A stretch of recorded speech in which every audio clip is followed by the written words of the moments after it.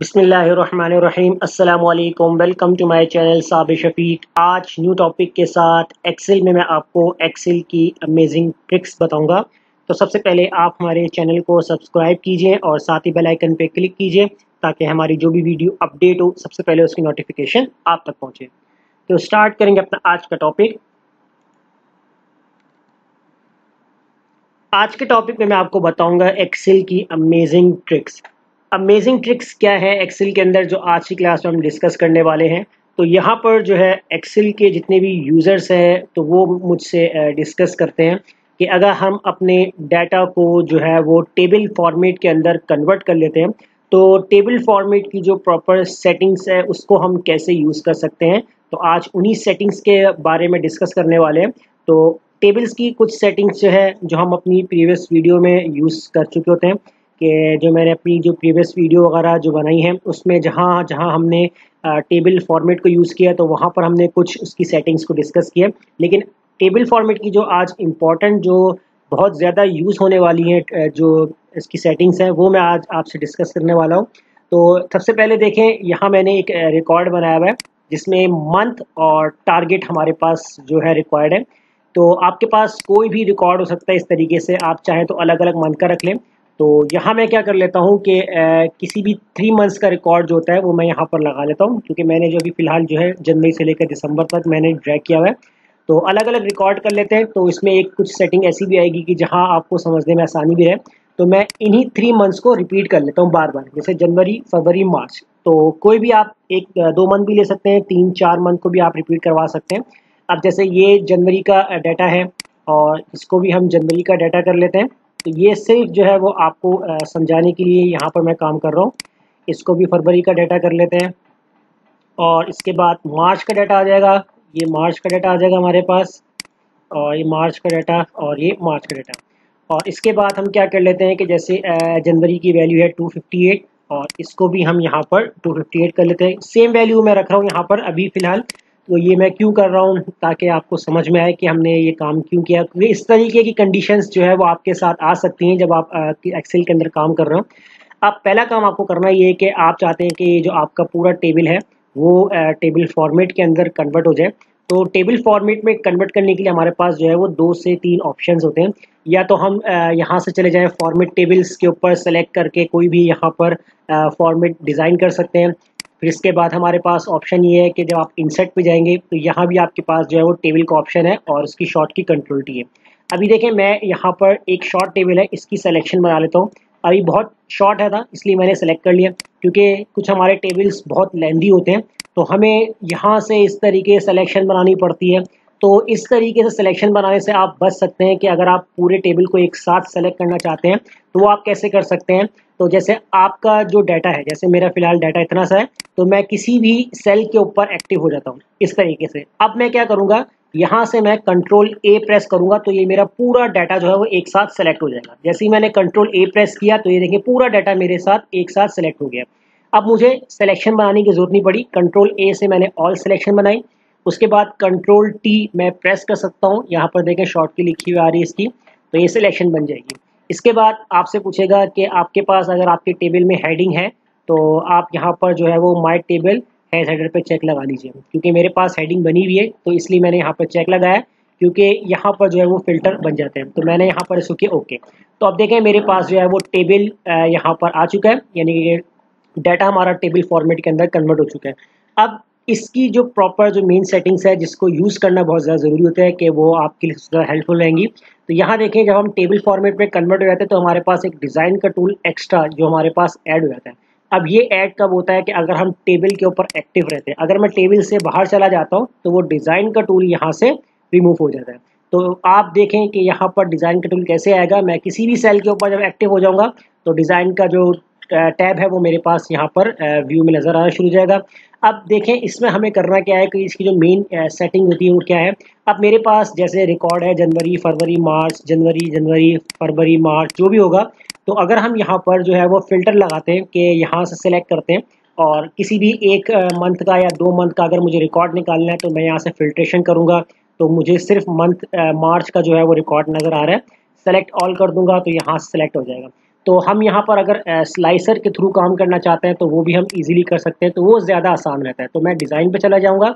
यहाँ देखिए आपके पास है इंसर्ट स्लाइसर, इसके ऊपर आप जब क्लिक करेंगे तो यहाँ आपके पास ऑप्शन आएगा। तो अब यहाँ आपको जो है वो स्लाइसर जो अप्लाई करना है वो कौन सा आपको यहाँ पर जो है वो कॉलम सेलेक्ट करना है। तो मैं यहाँ पर मंथ को सिलेक्ट करूँगा क्योंकि मेरे पास जो है वो मंथ डिफरेंट है। यहाँ पर एक जैसे मंथ मैंने यहाँ पर जो मैंने कॉपी पेस्ट किए थे, जो मैंने चेंजिंग की थी, तो आपको समझ में आएगा कि हमने क्यों चेंजिंग की थी।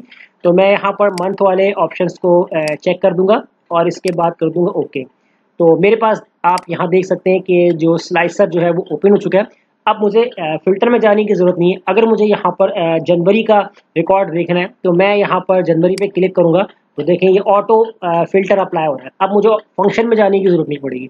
अब इस तरह अगर मुझे यहाँ पर फरवरी का देखना है डाटा तो देखेंगे फरवरी का मेरे पास डाटा आ रहा है। मार्च का देखना है तो मेरे पास यहाँ मार्च का डाटा आ रहा है। अगर आप चाहते हैं कि किसी 2 मंथ का या 3 या 4 मंथ का एक साथ डाटा निकालना है तो मैं उसको भी यहाँ पर निकाल सकता हूँ। कैसे? अब मैं चाहता हूँ कि जनवरी और मार्च का निकालना है, फरवरी का नहीं निकालना, तो कंट्रोल के साथ आपने जो है वो जनवरी पे भी क्लिक कर देना है। तो जैसे ही आप क्लिक करेंगे तो देखें सिर्फ आपके पास जनवरी और मार्च का जो है वो डाटा आपको नज़र आ रहा है।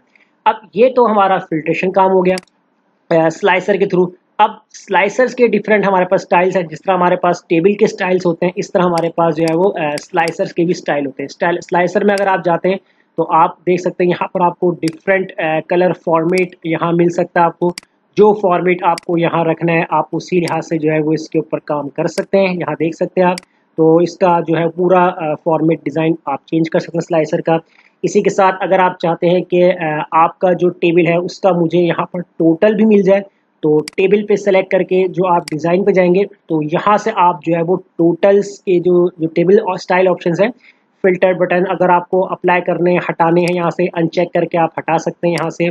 इस तरह अगर आपको टोटल रॉस चेक करनी है तो टोटल रॉस में भी आप जो है वो फॉर्मूला लगा सकते हैं, सम का लगा सकते हैं, एवरेज का, काउंट का लगा सकते हैं।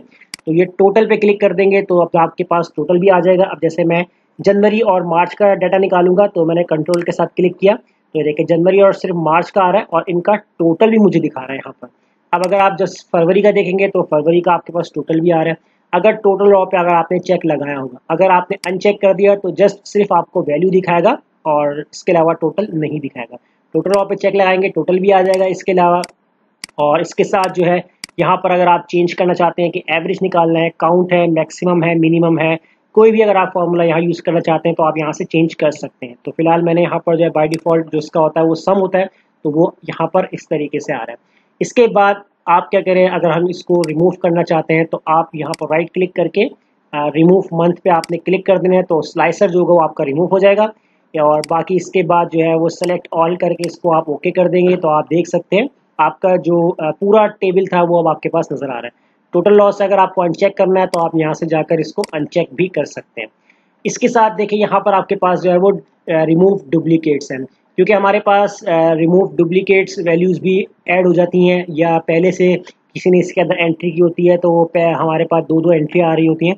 तो अगर आप चेक करना चाहते हैं कि एक से ज़्यादा एंट्री तो नहीं है तो आप यहाँ से रिमूव कर सकते हैं। अब रिमूव करेंगे कैसे, तो देखिए मैंने इसलिए जो है वो स्टार्टिंग में जनवरी में 258 यहाँ लिखा था और 258 यहाँ लिखा था। तो जैसे ही मैं यहाँ पर रिमूव डुप्लीकेट करूँगा तो ऑटोमेटिकली टेबल सेलेक्ट होगा और यहाँ पर आपके पास एक ऑप्शन आ जाएगा। इसके अंदर देखें यहाँ मेरे पास जो है वो मंथ और टारगेट इन दोनों का पूछ रहा है। तो मैं यहाँ पर करूँगा क्या है कि जो आपको कॉलम से हटाना हो तो वहाँ से आपने उसको चेक लगाना है। अगर मैं यहाँ पर मंथ पे चेक लगा दूंगा ना इस तरीके से तो वो क्या करेगा, यूनिक वैल्यू को मेरे पास ला के देगा। अब जनवरी जितनी बार रिपीट होगा ना बाकी सब जनवरी हटा देंगे, एक ही जनवरी रह जाएगा। इस तरह फरवरी जितनी बार रिपीट हो रहा है वो एक ही फरवरी लिखा रहने देगा, मार्च भी एक बार लिखा रहने देगा, तो यूनिक वैल्यू आ जाएंगी। तो मैं यहाँ पर जो टारगेट को सेलेक्ट करूंगा क्योंकि टारगेट में मैं ये देखूंगा कि मेरे पास कोई डबल वैल्यूज है तो उसको रिमूव कर दे। जैसे ही मैं यहाँ पर ओके करूंगा देखिए मुझे यहाँ पर चल गया कि 11 में से मेरे पास एक डुप्लीकेट थी जो कि वो रिमूव हो गई है।